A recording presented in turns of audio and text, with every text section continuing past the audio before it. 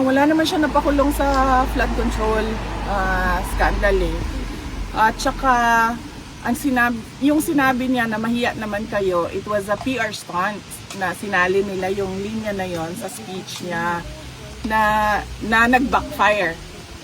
Dahil ang katotohanan naman kasi talaga, ghost projects yung flood control kung hindi man substandard, unfinished or substandard projects. No? So, sinasabi niya na lang yan ngayon na parang ako yung nagsabi ng mahiya naman kayo para mailayo niya yung sarili niya doon sa flood control scandal. Unfortunately, hindi niya pwedeng gawin na ilayo niya yung sarili niya doon sa korupsyon sa flood control scandal kasi siya yung pumirma ng budget. Yan yung inuulit-ulit ko na it is doon sa pag-file ng impeachment case sa kanya. Yun yung impeachable offense doon.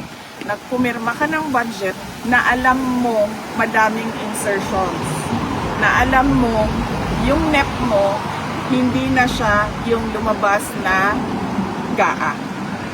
At kahit pa man na nakikita mo na merong anomalya doon, pinirmahan mo pa rin yung budget. Kaya hindi niya pwede ilayo yung sarili niya just by saying na ako yung presidente na nagsabi na mahiya naman kayo at ako yung presidente na nagpakulong dahil wala namang nakulong eh na